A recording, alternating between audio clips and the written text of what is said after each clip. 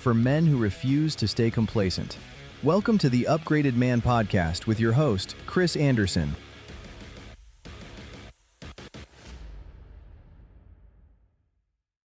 Jeff, we're going to dive right into it.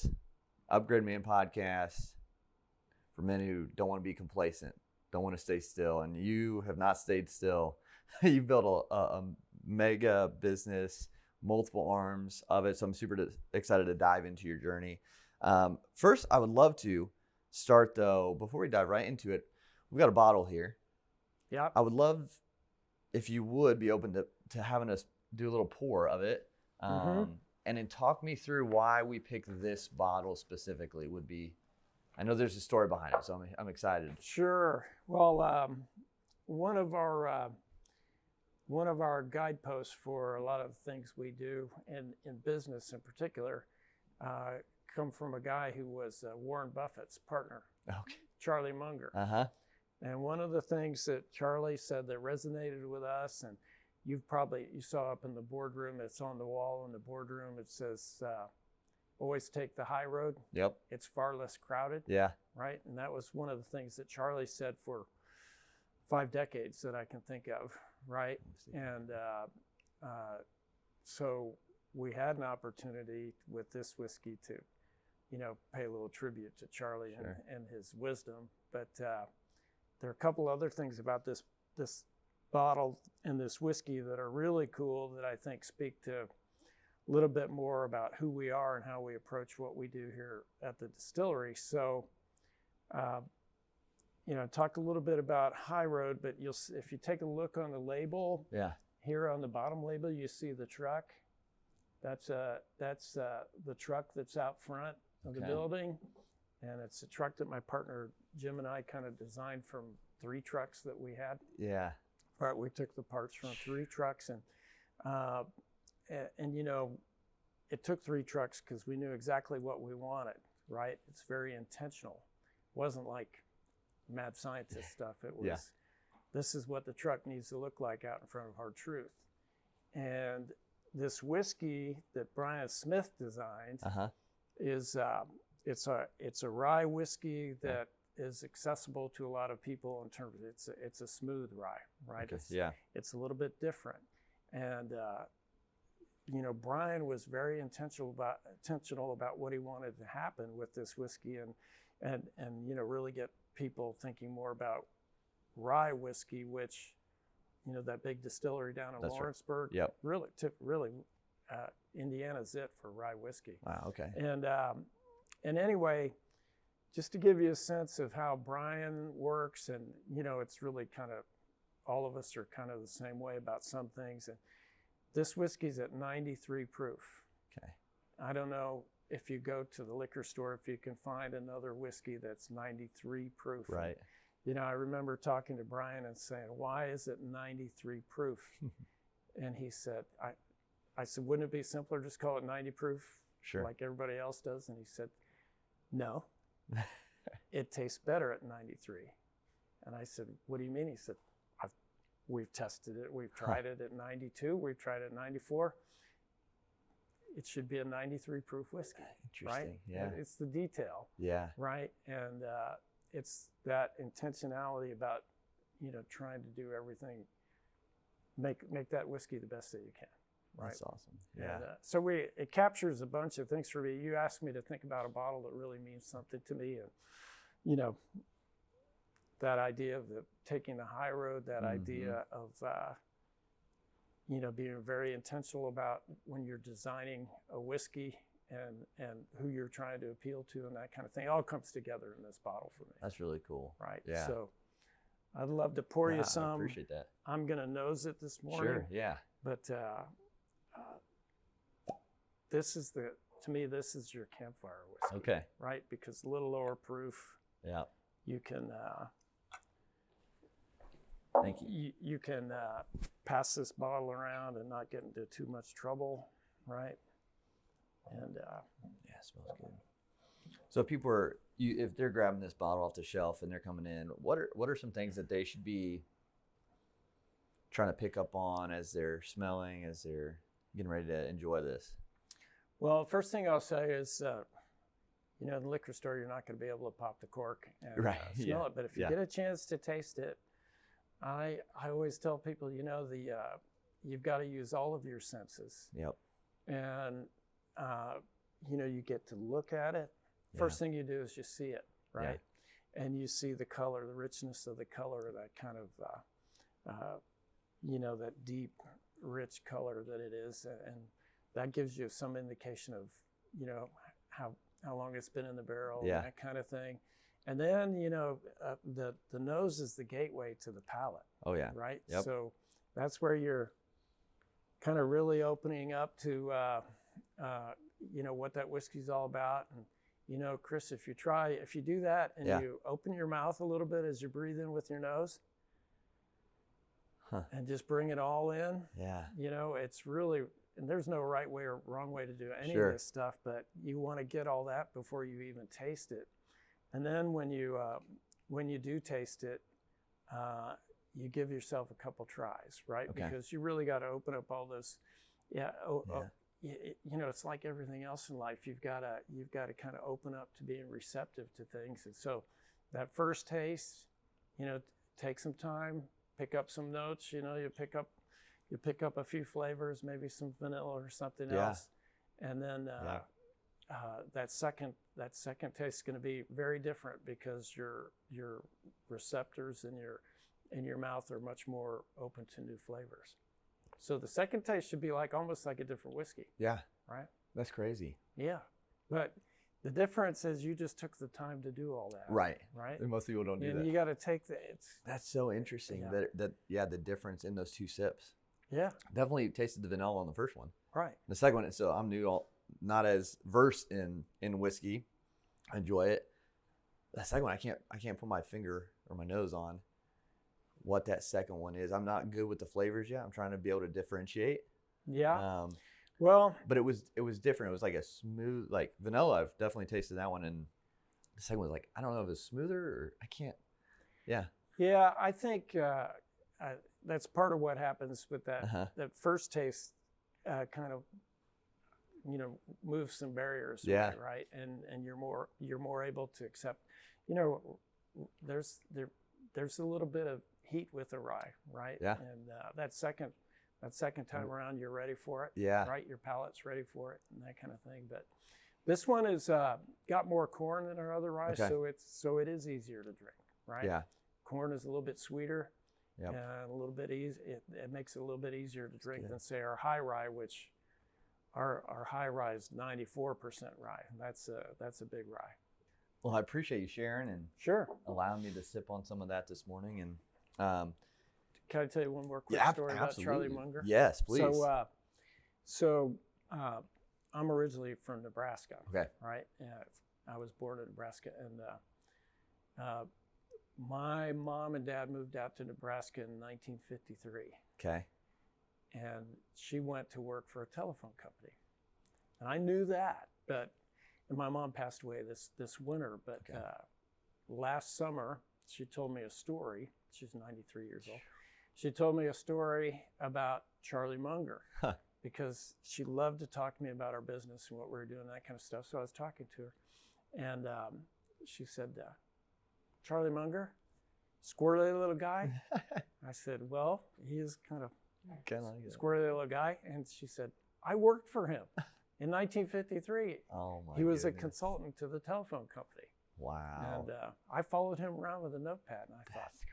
How did I go my whole life without knowing that she actually had worked with Charlie Munger? Wow. Right? So that's a cool connection. Things come around. Yeah, absolutely. That's really neat. Yeah. Have you ever been able to sit down with someone, have a glass of whiskey, or just present a bottle to that you're like, I can't believe I just did that? Like someone that you never, celebrity, political figure that you were like, this has opened the door. I've never would have thought I would be in front of someone like this or be able to connect with someone like this with it. Well, the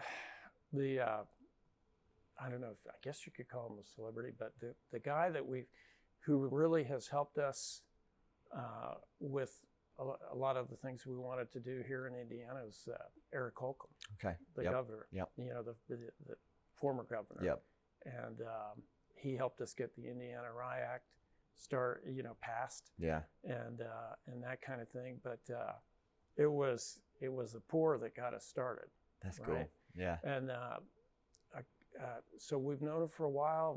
We had known him for a while. He was getting ready to do this big global economic summit, which people don't think of Indiana necessarily as a place for global economic summit. He called up and said, "Hey Jeff, hey Jim, could you do something for this global economic summit?" And we figured, well, there are 130 people. We'll need a barrel of whiskey to do this thing, but we created this Governor's Select, right, of our rye whiskey. Yep.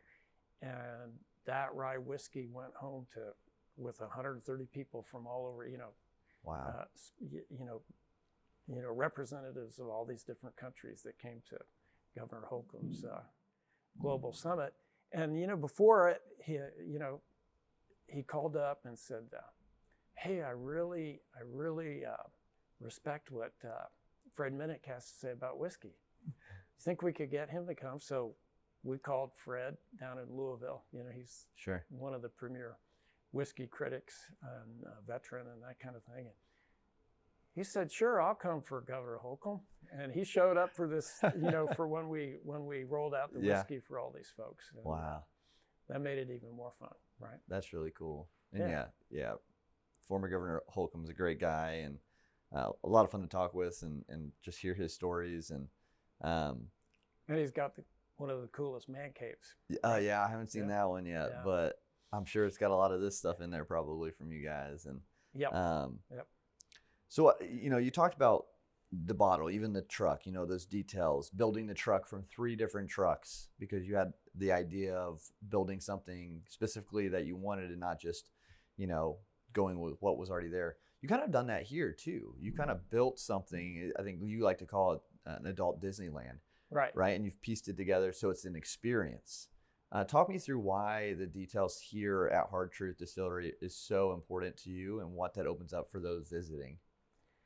I guess I'd start with a question, right? Because a lot of people ask me or one of my partners, they say, did you ever imagine?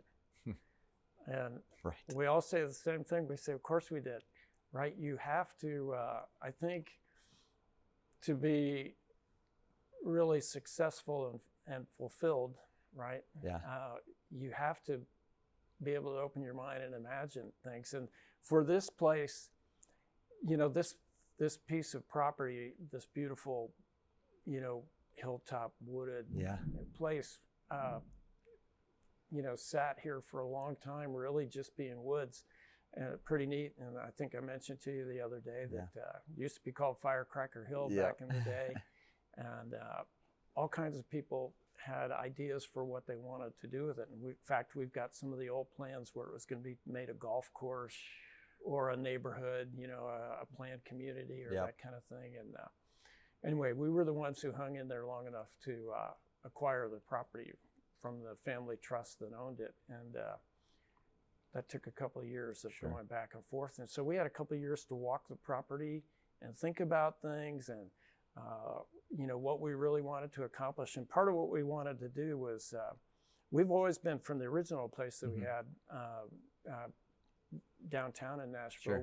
We always appreciated the idea that we could create an experience, not just a beer, not just a great meal, not just a really cool looking timber frame building, but an experience for people. And, we learned a lot from those early days. And with here we had a blank canvas to work with, right? I mean, this beautiful woods. And, for example, I can remember one contractor coming in to give us a bid on site preparation, right?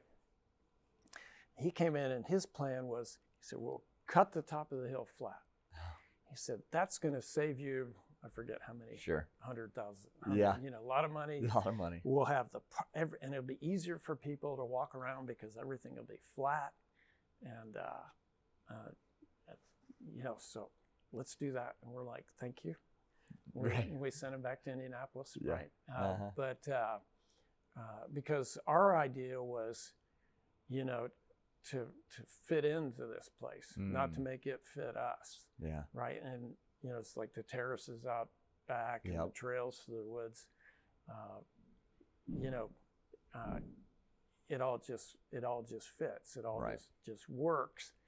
And we let ourselves be informed by the property, right? That's cool. But we took the time to, the funny part about that time we had to think about it was we'd sit up here, bring some whiskey, and sit under a couple of the trees that are out front here. They're still there. That's awesome. And we'd talk about things. And then eventually we got to the point where we're putting the engineer's flags out, like this is where Jeff says or this is where Ed says rack house needs to be, right?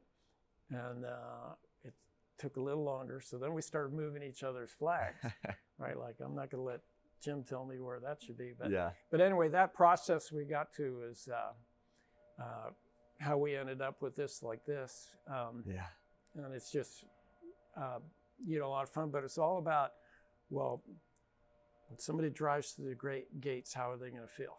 Yeah. Right? Like, why would you put all that effort into that great gate, right? It's just a gate, but it's not just a gate, right? That's the first thing. For folks who haven't seen it, there's the image of the spirit of the big woods, beautiful woman, right? And right away, you're going into something special. Yeah. So why not have a beautiful gate, right? Yes. And then as you drive up, what's the first thing that you see as you start to come to the top of the hill? It's that rack house. Yep. And it's at just the right angle, so you get a size, you get a sense of the size and dimensions of it, right? You're not just looking at the end of a rack house. And, everything's got to be intentional. And you've got to, and it's the way we see it, right? But we tend to think that if it resonates with us, and this is our experience, if it's something that resonates with you or me, it's probably going to resonate with other people, right? Yeah. And the best thing, the ultimate for me, is when you can evoke a memory from someone that's their memory, right? Where your place or the experience you're creating resonates with them. Yeah. Right? Right. And they go back to, I'm 8 years old again. I remember being in that cabin in the woods in Canada with my uncle, right? That kind of stuff. Yeah. Right. And that's really neat. And I think, with memories too, like you mentioned starting downtown Nashville, Indiana, right? Thinking back to those memories, like, did you ever think it was going to get to this size? Did you think you're going to kind of just stay there? What was that like going, starting there, super small, to being able to grow to this? Well, the first idea was that the town didn't have a craft beer, didn't have a brewery, didn't have a brew pub. And back then, Ed Ryan and I had started to invest in some of the commercial property in town. As we saw, we love Nashville, and we love the fact that it's a town that's whole deal is centered on tourism and on people coming. You get generations and generations of people coming here, right? Right. Just like you come down here with your brother or with your kids, right? It's all part of it. And one of my first dates with my wife was in high school, when we came on a picnic to the state park here, right? That's cool. Yeah. That kind of thing. So we loved it. We wanted to do that, but we were always open to opportunity, right? Sure. And I talk about that sometimes, the idea that you have to be open to opportunity and kind of see it coming, right? And then if you're interested in that opportunity, you really got to go after it. Right. Right. So early on, we wanted this really cool brew pub, and we thought it would fit with other things we were doing in town, because we, like I said, we really wanted to be part of this community and the business community. Anyway, 3 days after we opened it up, and we had hand built this beautiful little timber frame. It's a very small building, but 3 days after we opened up, we were out of beer.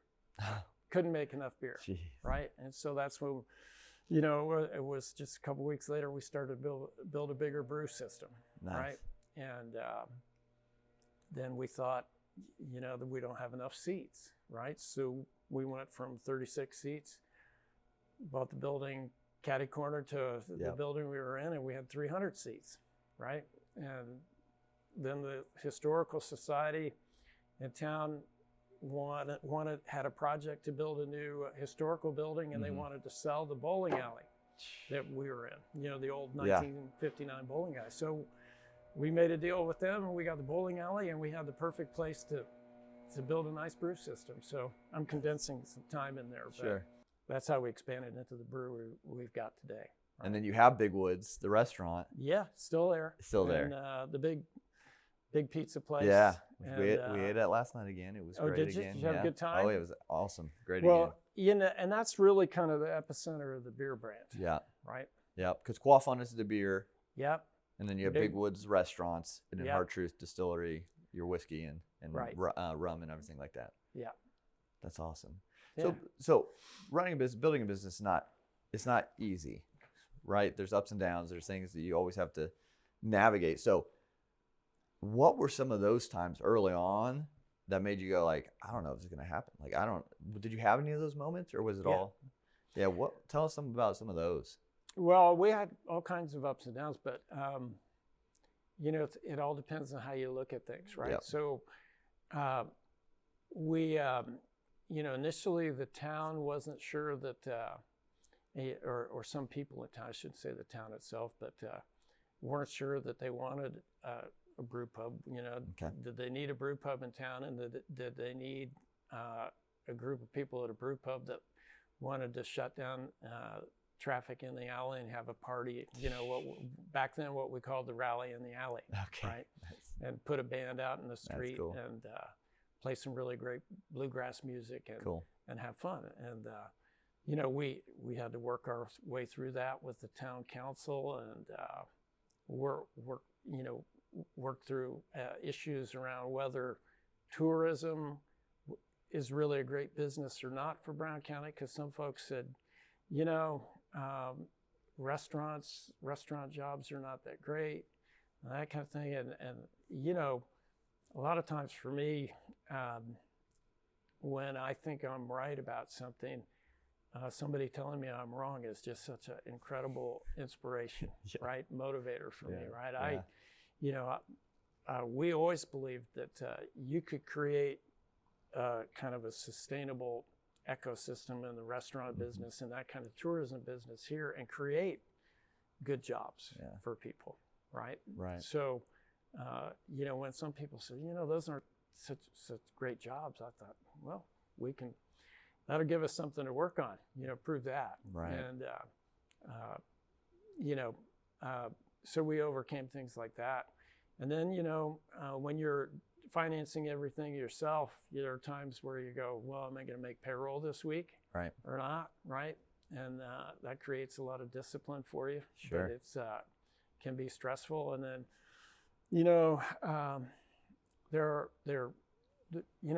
relationships are so important, like with bankers and that kind of stuff. And we had ups and downs with bankers, but I'll do a shameless plug for Community First Bank out of Kokomo. They've been a great partner to us, and like COVID, right? We were a couple of years into this place when COVID started, and that was a huge challenge, right? Sure. Yeah. But we had a great banker who helped us through that process with PPP and that kind of thing. Mm-hmm. But we also, we had to make it work, right? So I remember I went out and bought an extra 100 picnic tables, right? Because once we knew that places like Louisville and Chicago were closing, you couldn't do anything there, right? But you could leave the city for the weekend, right? Yep. So we let people in those cities know that they could come down to Hard Truth and they'd be safe. They could have their own picnic table, spread them out all over the property. And, those people from Chicago still come back. That's awesome. Right? So it worked. That kind of thing. Yeah. So, I wouldn't say it's making lemonade out of lemons, but really it's about, what's your attitude about that? Yeah. And can you create opportunity out of adversity? Yeah.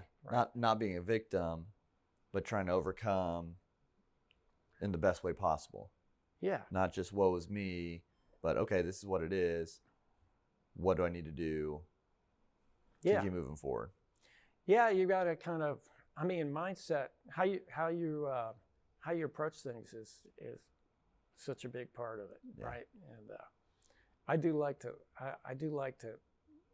see the challenge and then figure out how we're going to make something good come from. Yeah, and mindset is such a big journey in life. You know, we got all have to deal with so much, whether you're working a job, building a business, raising a family, being on your own. So what has helped you kind of keep that mindset of, you know, whatever comes my way, I'm going to make the best of it. I'm going to keep moving and growing forward. I'm going to keep improving. What has helped you keep that positive kind of mindset?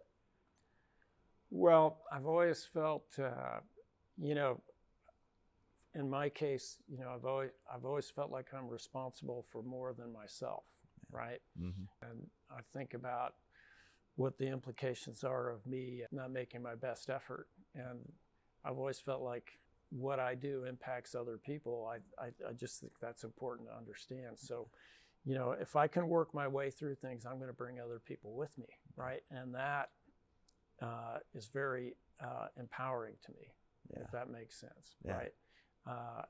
And, you know, I'm just wired to be more excited about a challenge than about a layup, you know, something easy. Yeah, right? Absolutely. So how do you lead through things like that if you have that mindset? Not everyone has a mindset like that. How do you lead people on your team, people who work for you who might not have the same type of mindset? How do you bring them along? Yeah, well, you know, people are very different. Yeah. Right. And there are some people who should be leaders, and there are some people who, you know, are much more suited to a support role. There's some people who should be entrepreneurs. Sure. And there are a lot of people who should work for entrepreneurs, right? Or if, depending on their tolerance for risk and excitement, you know, maybe, you know, work in a more stable environment than an entrepreneur offers. But, you know, in our case, I think it starts with the people who are, you know, have created the vision and who have a direction they want to go. You've got to be able to communicate really well. But, you know, I think about what the majority of people really want. They want some degree of certainty, right? Yeah. And they want to be heard, right? So, you know, what I learned to do over time, which I didn't do as well when I was younger, was take the time to listen to people, understanding that process of them being able to talk about what they're concerned about and that kind of thing is just as important as the fact that they're concerned about it, right? But so I've become a better listener, but you still have to convey that sense that, I hear you and this is what I'm doing, but it's also about, you know, this is how we're going to work through it, right? And this is, you know, we don't necessarily know what the outcome will be. Like, you know, we talked about COVID, right? Yep, right. I mean, that was like the big unknown, right? And it really, I mean, we're still feeling a lot of the impact of it and that kind of thing. But, you know, we when I say we, my partners have always, you know, we've been like-minded, and it's been great because we could convey that message to everybody that we're working with, and not just the people who work here, our partners, right? You know, the farmers we get grain from, all that stuff, and out in the marketplace, and but a lot of it's how you convey that. You know, it's got to be true, right? I mean, there's got to be something really true, and you know. Authentic is a word that gets used a lot now, but it is, you know, I mean, if people are going to believe you over time, it's got to be true, and you've got to, and they, you know, I find that people remember almost everything, right? Yeah. So. Yep.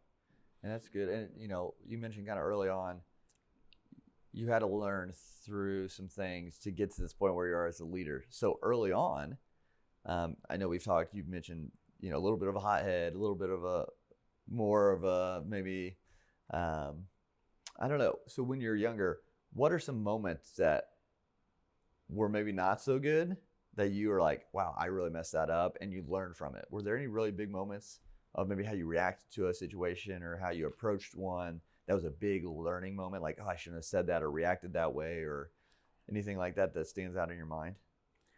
Well, there there are a couple things that probably the youngest, you know, back when I was a Boy Scout. Okay. Right? And, you know, there were a couple times where, or one time in particular, where I realized that I was becoming what I didn't like when when I'm 13 or 14 and I'm the patrol leader. I was being the patrol leader that I didn't like when I was 11 years old, right? Okay. Because I was the boss, yeah. right? And that kind of thing. And it was one of the other kids' moms who actually pulled me aside one time and said, you know, Jeff, you're better than that, right? And it really hurt my feelings, right? But I'm like, she's right, right? So that was pretty early on. Yeah. But you know, a little later, I went to school at Annapolis, right, the Naval Academy, and that was where I learned to fail. Right? People say, well, what about that experience? And yeah, it's really tough. You know, there are a lot of things that are very difficult about going through that experience. But once I learned that I couldn't do everything, right, and you know, was really disappointed that I wasn't, you know, the best at everything anymore, and that kind of thing. That changed my life too, because you can learn so much from your failures, and once you understand that you can learn from them, you don't fear them. Yep. Right. You know, like I can try a little harder, and if I fail, I'll learn from that and go on from there. So, those a couple of the early things, I guess. Yeah, those are big things because you know, those failures. I feel like that's the moments I've learned the most is when I've messed up or when I've done something wrong. And I'm like, oh wait, that was wrong. That's why it was wrong. Okay, now I can do it better next time. Same as leadership, same in whatever it might be, fitness or just relationships in general. And with that, you know, you have a team around you. Tim, your co-founder, also your son-in-law, right? Yeah. Yeah. How did that work? Did he become co-founder before marrying your daughter, or married your daughter and then became co-founder with you? So they were married. Okay. He actually, we had a bed and breakfast in town, and he ran the bed and breakfast. And the way we got started on the brew pub was he brewed beer on the back porch at the bed and breakfast. And what we saw pretty quickly, he set up a beer exchange, and his beer was always gone. Right. And so when we did have the opportunity to buy the little brown jug and turn it into Big Woods Brewing Company, it just seemed like perfect opportunity for him. Cool. But, you know, we were hard on Tim, right? Because and I were the investors, and we said, if you'll work for free for, he says it was 2 years. I say it was 1 year, but we wrote a contract. Yeah. Right, and said you work for free for a year or 2 years, whatever. Whichever the truth is. You know, you're 1/3 partner. Okay. Right, and he did that. Wow. Right, and my daughter did her part, and actually my daughter, Tim's wife, did a lot of the original beer art, the beer labels, and that kind of stuff, the images that we use today. Yeah. Right, so. Kind of a family thing. That's cool. Yeah, and your son Ian is a part of the business too. Ian's part of the business, a big part of the business, especially on the Hard Truth side, and you know, with marketing, and he's an integral part of. We have a kind of system of management here where we've got a leadership team, and he's the visionary on the leadership team. That's awesome. Right. So what's that like? You know, son, daughter, son-in-law, all part of this with you together, like. That doesn't always work. Yeah, and it doesn't always work. Yeah. Right? We have our ups and downs. Sure. But, you know, we start from a good place. Yep. Right? Which helps a lot. I think if you're trying to repair something from 40 years ago, that might be tough, or 30 years ago. But we, you know, we all love each other, right? And we all bring different talents. I think of it more as a work in progress. Sure. Right? So we don't always agree. Sometimes we hurt each other's feelings, but we always seem to be able to come back around. And, you know, it is a wonderful thing for me to be able to, you know, it's a dream come true, really, to be able to work with the people you love and to see them use their talents, right? Yeah. And I think it's probably tougher on them than it is on me. Yeah. Well, it's really cool. Like I said, you don't see that very often, and I think you guys have the McCabe bottle still. The label? Sure do. Yeah. Yeah. So what does that mean to you? Talking about family, going to the namesake McCabe, now on a label of its own that's going to hopefully outlive all of us. What does that mean to you? Where did that stem from? Well, so my family's Irish, Yep. right? Mm-hmm. And when I was a kid and we'd go back to visit where my mom and dad were from in DeKalb, Illinois, my uncles, my two uncles owned bars across the street from each other, right? There was McCabe's on one side and the Shamrock on the other. And, I kind of grew up with the excitement of that because they were cool places. And, my family, good Irish Catholic family, liked to party, right? Yeah. And celebrate and dance the jig and all that kind of stuff. And I always heard about the history of my family. The McCabes were one of the Gallo glass families from Ireland, and started out as Vikings who invaded Scotland and then invaded Ireland, and cool. that kind of thing. So I knew a lot about the family history, so I've always been proud of that, and I still have this massive family of cousins who, are different parts of the country now, but. So it means a lot to me. I think it means a lot to my family. That's neat. And, to have a great Irish whiskey, well, the only way it can be Irish whiskey if it's made in Ireland. So we imported we import McCabe's from Ireland, but it's great to be able to think about, well, how do I want to package it? I want to have great whiskey. Sure. I want it to be like the whiskey that there are different kinds of Irish whiskey, right? So very particular for my uncles in terms of what they liked. Yeah. And that's why McCabe's is a little bit lighter than some other Irish whiskeys. Mm-hmm. And, to be able to put the family crest on the label and then tell the story of the family on the back. Yeah. Tied into stories, that's what life is all about, right? Is having stories, sharing stories, creating stories. Right? That's cool. And such a long-lasting story that's going to be told now through that bottle that's going to be able to be passed down. Do you have any good stories from your uncles? Those bars there, been able to hang around. You said they were cool places to be. Any stories you remember that you can tell? Oh, sure. Well, my favorite one to tell is I'm the star of the story. Of course. Right? So back then, a kid could hang out at a bar, right? Back in the 60s, right? And at each of these were shotgun bars, and at the end of each bar, there was a stool I could sit at. But my uncle. And these being Irish bars, there's the long bar and then there's the pool table, right? And so I could play pool, right? And I had a little stool because I was too short, right? So I had this little. It was actually an old wooden beer box, that I could stand on and I could shoot pool from that box. But I was supposed to sit there quietly and that kind of stuff. But every once in a while there'd be a guy at the pool table that just thought he was too good or something, right? And if my uncle was careful about who he picked, but if the guy was a smart aleck or whatever, every once in a while I'd say, well, why don't you play the kid? And then I'd shoot pool with that guy, right? Wow. And I absolutely thought that was the greatest thing in the world. And you won. Oh, yeah.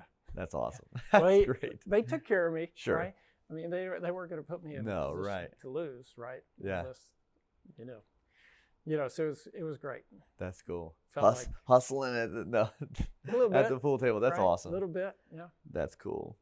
You talked about getting stories, right, from your mom. Did you get any stories from your grandparents from that whole journey, like coming over or anything like that? I'll tell you my favorite story. Yeah. So my great-grandfather came over with all of his sons and that kind of stuff. They, like I said, they moved out to some of them in Chicago, some of them in DeKalb. And my grandfather went, Leo McCabe, And Leo went to France in World War One. Okay. Came back. He actually got mustard gassed in France, so wasn't ready to work on the farm when he got back. So they gave him a job as the postman in town, which is interesting. But he picked out the girl that he wanted to marry, Anna Reed, right? Okay. And Anna didn't want to have much to do with Leo McCabe. So I actually have the newspaper clipping from Shabana, Illinois, where on a Saturday night at the dance hall, the McCabe brothers showed up, and Anna was there with some other guy. Oh no! And the brothers just walked in, picked the guy up, and threw him out the window. Right. And then they left. Oh my right? goodness! Didn't say anything to anybody. Didn't try to be too disruptive. Just picked the guy up and threw him out the window. And so I was talking to my grandmother about it. I was probably 8 or 9 years old because it's a family story. And she said, "Well, Jeff, what was I going to do?" I said, "What do you mean?" She said, "Well, I had to marry him. Nobody else would go near me." Right? That's awesome too. Yeah. Oh, that's just picked him up, threw him out the window. Yeah, just kind of quietly tossed him out. Right. That's something. Yeah. Oh, but the rest is history. I mean, it seems Yeah. like it worked out. Worked out great. That's amazing. Yeah. So was he one of the brothers, Leo, or what? Did he send his brothers in? He was in. He was one of them. He was the leader. That's great. Oh man, it reminds me. I know it's not like Peaky Blinders type stuff in my head, like just walking in and taking ownership and taking over. And what about that era, right? Yeah, throwing the cat out the window. Yeah. Any other stories that they were involved in doing anything cool or fun or exciting? Well, there are all kinds of stories, but I'll give you another example. So my Uncle Clark, the reason my parents moved out to Nebraska was to work for my dad was going to go to work for his older brother, who owned music stores. So owned 3 music stores in Nebraska. And like I said, Irish Catholic family, and my Uncle Clark was the most vocal of all of them and the most entertaining. Right? He loved to get on top of a bar and dance the Irish jig. Okay. And, he was very successful at business. Winning personality, that kind of stuff, and great at relationships. And he was big on supporting the church. Sure. And there was a what do we call that? A seminary where priests, learn to be priests. Yep. And there was one there in Lincoln, Nebraska. And my uncle's job there for the seminary was to not to recruit people into the seminary, but try to keep them there, because the prospect of being a priest forever. Some guys would get into the seminary and they just start to get cold feet or whatever. So part of my uncle's job was to keep these guys' spirits high. Okay. So he had a little lake house, and one of the things he did was he would take the guys for the weekend to the lake house and just have fun with them, right? And keep their spirits up, right? And have a higher graduation rate from the seminary. So when he died, decades later, I was an officer in the Navy by then. I went to his funeral, and actually to his wake, and it was like the most incredible party ever, because there were musicians, that he knew from the music business that were there to play. Yeah. There were these priests of all ages that were telling stories about Uncle Clark's parties at the lake and that kind of stuff. But, he made the most of every minute, right? That's awesome. And he did his part. Yeah, he did. For the church, right? He did. Yeah. So if you were able to, if your great grandfather or great grandmother, your grandma and grandpa, if they're able to see what you've done to this moment, what do you think their response would be, or their reaction to everything you've been able to accomplish? I think they would be very proud of the fact that we built something that has some legs to it, right? That it's going to be here for a while. Yeah. Right. And I think, we try to treat everyone very well, right? We've got, they'd be proud of some of the same things I am. We have, in a couple cases, we've got 3 generations of the same family working here, right? We've got the high schooler, the mom or dad, and the grandma, right? All working here.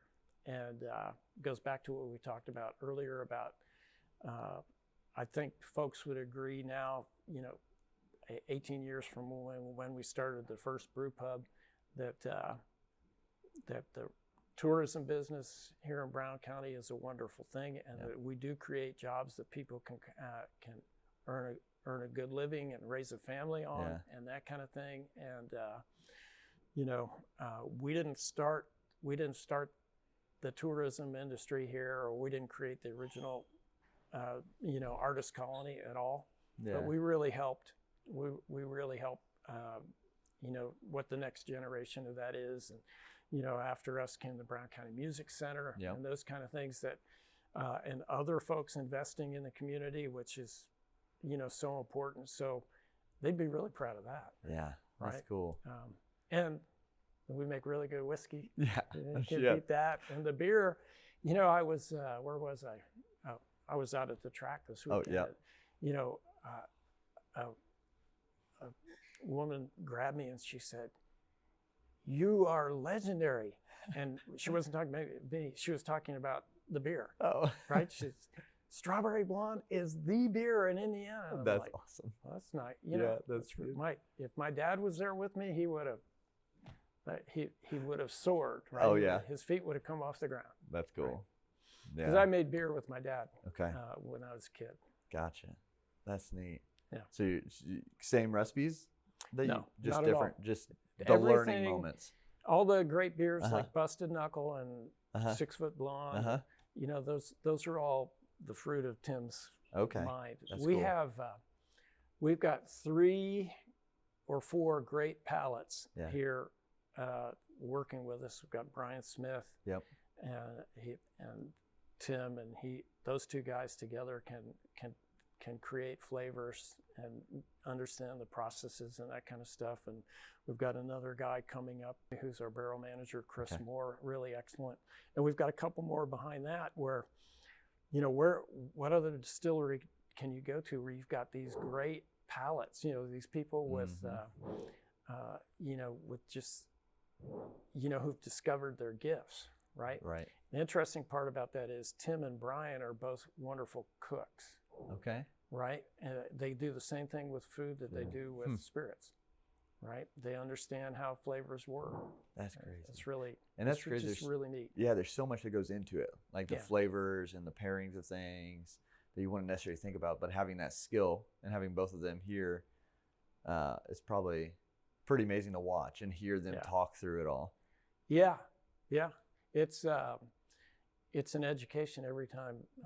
Well, the best part is when they, one of them comes in and says, "Try this." Try this, right? Yeah. It's really good. Yeah, that's cool. And I think it just ties into the experience. Again, like we talked about the bottle at the beginning, like all the details you guys put into things like that, small things like that, to the whole experience here, and how, we talked yesterday about the experiences you guys are giving people. They're not cookie cutter. They can all be kind of customized, and you did that intentionally to make it the experience. So not only does it bring memories back from their past, but now they're making new ones that'll be memories that they can think back on here because it was so unique. Yeah. A lot of times somebody will come for the first time, they'll take the I don't want to call it entry level, but they'll do a distillery tour and they'll get a sense of the place. They'll discover the terraces out back and that kind of thing. And then, they think about, they may see the bachelorette party that's doing the mixology class, and they're thinking, well, I could do that, or I could bring, I'm going to have my family here in Indiana next fall. Yeah. We could do something. And then they ask, they say, could we do this? And, a lot of times I want to make sure we're able to say, yeah, we can do this. Yeah. Right? We sure can. That's cool. So So the idea that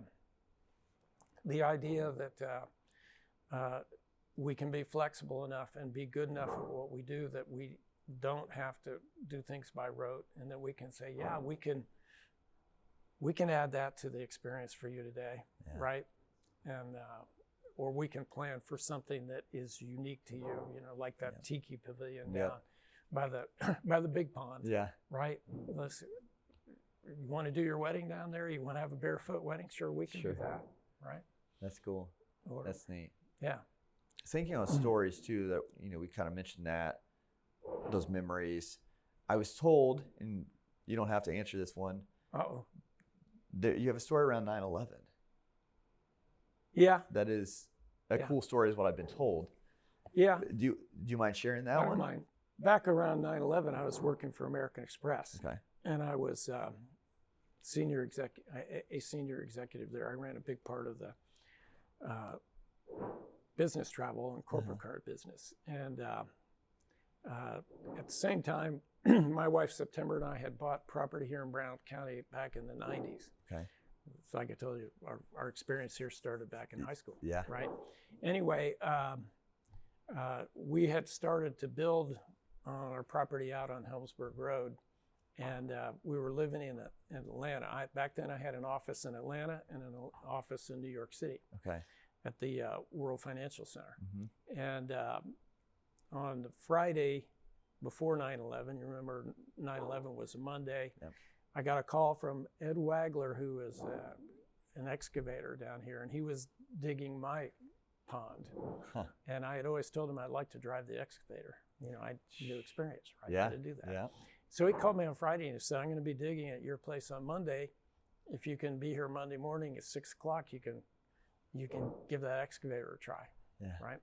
So anyway, I called my guys and I said, guys, I'm not going to be there in New York on Monday for the meeting that we planned. I'm going to call in from Indiana, and that's what we set up. So we drove up to Friday afternoon. We drove up here to Brown County. Had a great weekend. On Monday morning, 6 o'clock, I was out on the property with Ed Wagler, and we got started. I went back to grab some breakfast, and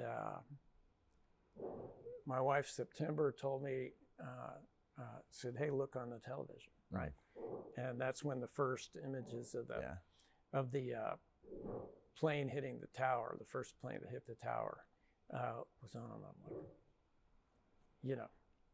And then I called my boss in New York, and he was not at the tower. He was at our offices on 40 Wall Street. Okay.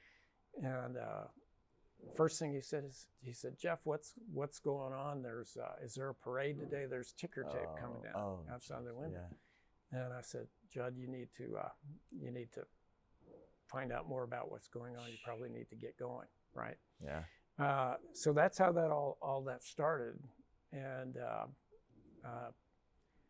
fortunately, I wasn't in New York, not because I wouldn't want to be there with the other folks, but because I could do things that they couldn't. Sure. Right. One of the VPs that worked for me was stuck on the train whenever all that was happening. The train stopped running, right? The subway stopped running. Yeah. One of them was stuck on the West Side Highway, just watching the buildings. Yeah. Right, and that kind of thing. So everybody had different experiences, but for me,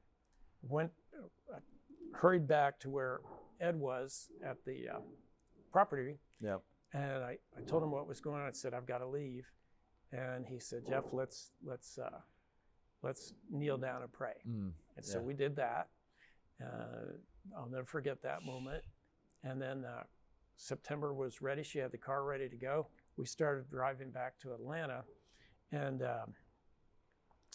we did have cell phones back then, right? Right. So I had 2 cell phones, and that's where I was able to start working on what we needed to do, because when all that happened, all the computers were at the bottom of the World Financial Center. Yeah. And they went offline. Okay. Fortunately, we had a backup system in Phoenix. So it picked everything back up. So I was able to start coordinating, figuring out where first where all the American Express employees were around the world, and then all the travelers we had out. Because you can imagine how many travelers were traveling on American Express tickets, right? And we actually did that in several hours, right? We figured out, we were able to contact people and, let people, when people called and said, where's my mom, right? A lot of times we were able to tell them, right? But so in a way, it was fortunate that I wasn't there. I'm also fortunate that September's a good driver, right? Because she drove while I sat in the passenger seat and worked the phones, and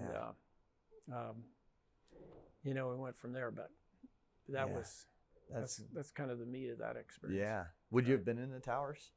I would have been at the World Financial Center. Okay. Right. Okay. Not the World Trade Center. But the next door. Yep. Yeah. Wow.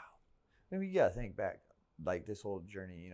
There was American Express, 9/11, then you have the the 2008 recession type thing hit. Then you've got COVID. When did you? I guess I didn't ask this earlier, but when did you kind of step away from American Express to kind of go full in on this dream? And immediately after 9/11, at American Express, we had to start moving people out of the city to a building in New Jersey. It took a year to get that done, and then American Express, like they did every 3 years anyway, was reorganizing, and it was just a great opportunity for me to leave, right? And September and I talked about it, and Ian, who's back there, was just getting ready to start high school. Okay. Right, he was in 8th grade. Okay. And we said, "Do you want to go to high school in Atlanta at the big school, or do you want to go to the high school in Brown County?" And he said Brown County. That's awesome. And so I took the opportunity to leave then, and I was positioned well enough that I could pick up and go, and start doing what we did here. Yeah, we've done. That's cool. From everything we talked about with that, so then the whole journey for this started. Is there anything we have missed along the journey that you want people to know about that they might not have known about, or that you maybe haven't shared before? Yeah, it's interesting. I don't talk about this a whole lot, but it's current, right? So we've got all the stuff going on with Iran and our military over there, and of course, we talked about the fact I went to school in Annapolis, and the year I was in flight school was the year that the Shah fell. Okay. 47 years ago. Right. And so I was there when all those guys had to pick up and go back to. The next day, they all had to leave, right? And those guys came to the United States with a lot of money. Right, so they had this is a funny part of the story, but they had Corvettes and all kinds of cool cars, and if you were at the right place at the right time that day, you could buy a new Corvette for $300 because these guys were leaving. Right, they were just going. So that was one of the interesting things. But did you get anything good? I didn't. I was broke. Okay, gotcha. Right. I think we had our first baby on the way. Right. Okay. So $300 would have been a stretch for me back then. But then it wasn't much longer. I got through flight school, and I'm out on the forestall, USS Forestall, in the Middle East. Right. And back then,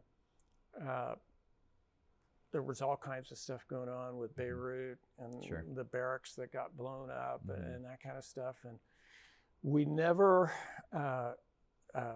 for us, speaking for, people like me, naval officers, pilots, that kind of stuff, we could never do what we were capable of doing, right? And in a lot of ways, it was really disheartening.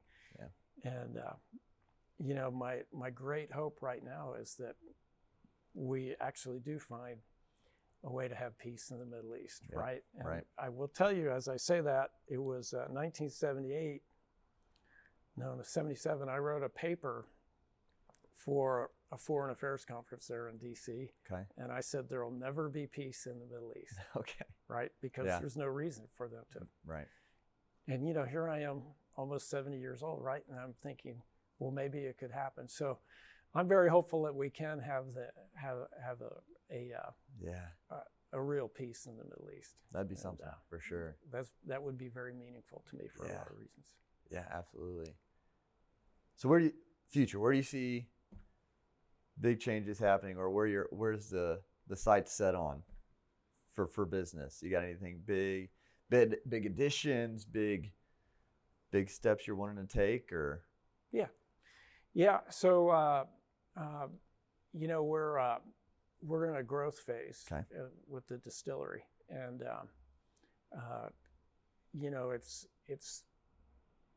it's great to be able to think, okay, we're in 38 states now. We can kind of fill out our distribution network.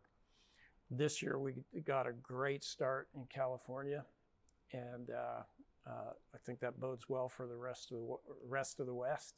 But to be able to create out of Nashville, Indiana, a national brand, right, that is relevant, there's a lot more work to do, right?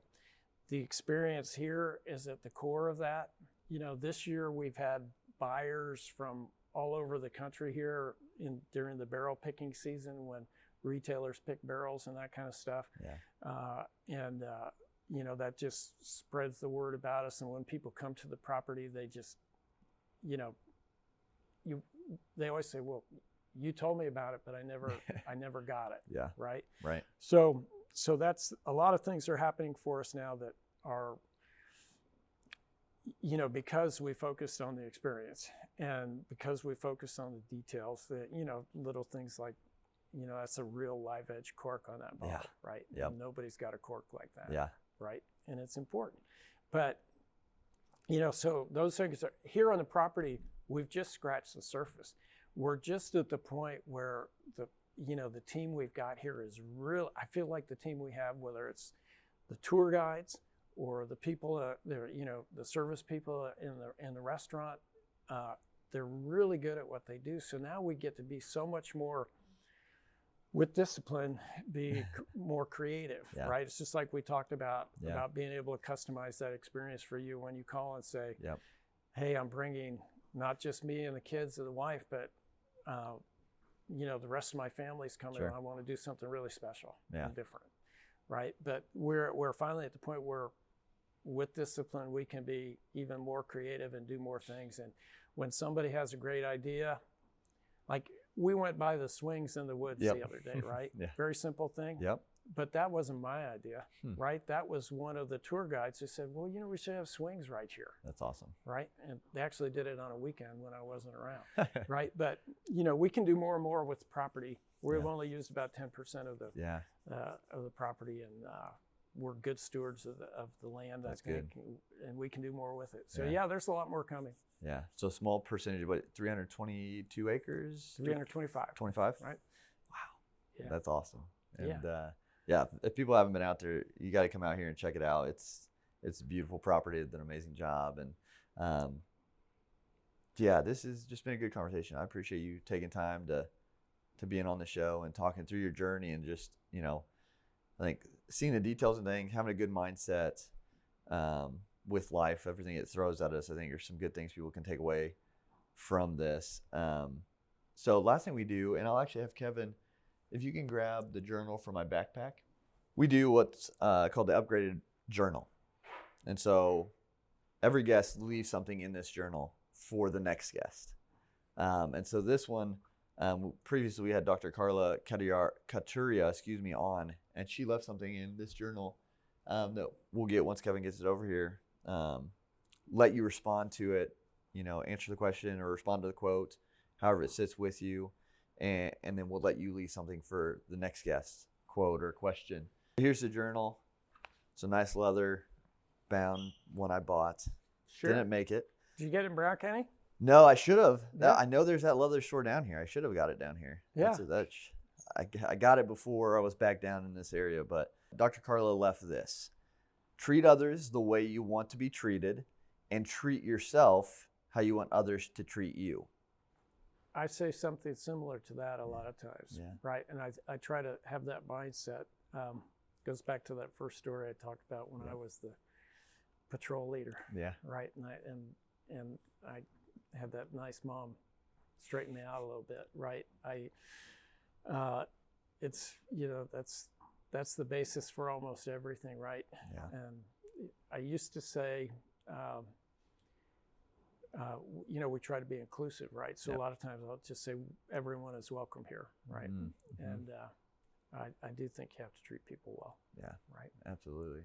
For sure. And it all comes back to you. It does. Do the right thing. It all works tenfold. out. Yeah. Absolutely. So what is it you would like to leave for the next guest we have on the show? Well, this is this is something that had a big impact on me. Back in my American Express days, I got to host a golf school with a golfer that a lot of young people haven't heard of, but was really probably the greatest golfer of all time, Byron Nelson, right? And he was in his 80s back then, early 80s. But he and I would plan this golf school. We would invite C-level executives, and it would be just a handful, maybe 7 or 8, right? And each one would get their own pro and that kind of stuff. And the side story to it is that after 3 years, the 4th year we were planning, Byron said, you know, Jeff, you don't have to play this year. And I said, what do you mean? And he said, well, Jeff, you're not going to get any better, right? It was a little bit of a joke, but I really am not that great, not that enthusiastic about golf, but I love relationships and that kind of stuff. I loved hosting the golf course, the golf school. But so we get over that, and now we're sitting there having a cup of coffee in the morning. We're watching those 7 pros on the putting green. And he says, Jeff, he says, what do you see there? And I said something about, well, Tom was, you know, he's got a little different way he's holding the club. And he said, no, that's not it. He let me flounder for 2 or 3 times. And then he said, watch Jim over there. And Jim putts, and he misses, and the ball probably went 5 feet past the hole. And he said, now watch, you know, he had me watch 2 or 3 of them putt. And 2 of the other guys missed. And they both kind of ran the ball long, right? And he said, pros never putt short. He said, if you putt short, you never had a chance. If the ball never had a chance to go in a hole. He said, so whether it's golf or golf school or anything else that you're going to do, never putt short. I love that. So that stuck with me forever. That's awesome. Right. I love that. That's good. Never putt short. That's real. I do like that. And so a funny thing. So my dad actually told me about this the other day, talking about Byron Nelson. He did a research on a relative of ours who played golf, was one of the top in Indiana, played against Byron in a tournament and beat him. Wow. As like a pro-am tournament type thing. Right. And my dad's writing this historical story through all that research he's doing. And so you mentioning him, that reminds me of that. He would love to talk to you about that sometime, I'm sure. But just the connection there is kind of cool. But never putt short. I think that's a great, simple thing to think about. Give yourself a chance, right? Yeah. At least give yourself a chance. That's the whole idea. Yeah. That's if you cool. miss long. Yeah. Right. Well, it's awesome. like failing. Yeah. Right. Better to fail than never try. Yeah. Not take a shot. Absolutely. Well, Jeff, again, thank you so much for sharing your time, sharing your stories, sharing your wisdom on the Upgraded Man podcast. Really enjoyed it. And congratulations on all you've done here and everything else that you're going to continue to do in the future. So, well, thank you.